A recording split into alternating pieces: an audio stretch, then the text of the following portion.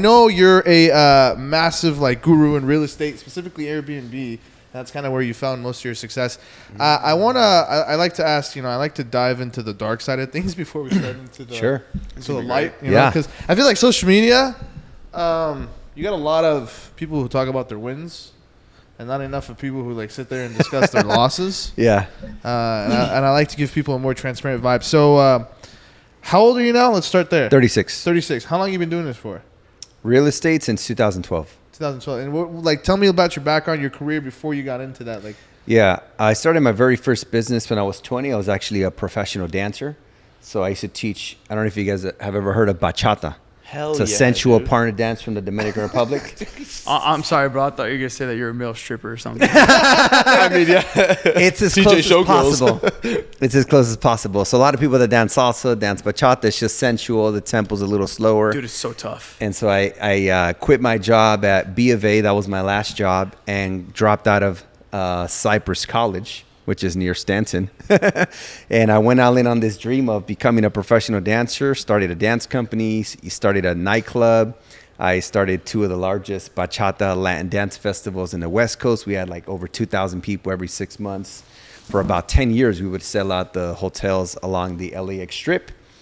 And did that for 10 years, traveled to 25 countries, teaching, performing, created a pretty big personal brand, had like over 5 million views before 2010 on YouTube. It was pretty crazy. Nice. And then I started buying real estate with that money until I no longer needed that business. I always referred to that business as my job.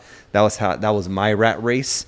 In 2017, I let go of all the dance stuff and just went all in on Airbnb. In 2017? 2017. Oh, this is still new.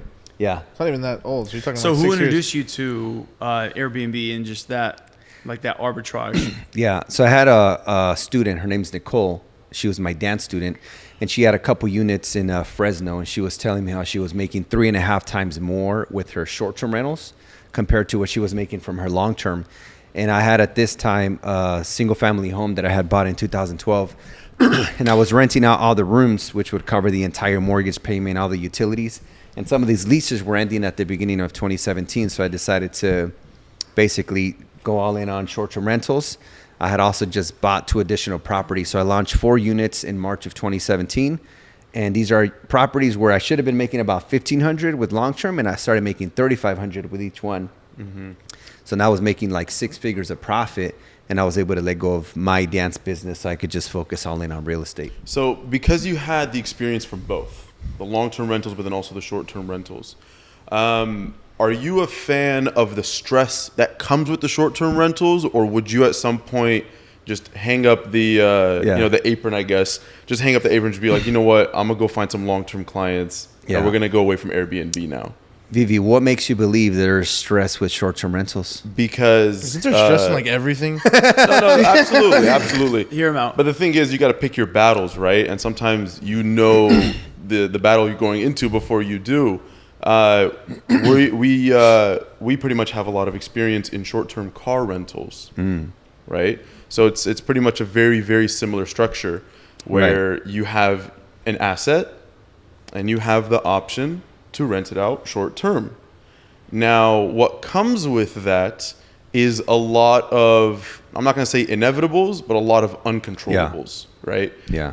And then, we pretty much phased out of that whole business just because I wouldn't even say the stress aspect, but it's just the losses. Yeah, for sure. So my property manager that lives in Stanton, so he handles the entire portfolio. Mm-hmm. Man, without exaggerating, I probably spend about 1 hour a week, mainly on pricing strategies. That's what I monitor, and like new acquisitions.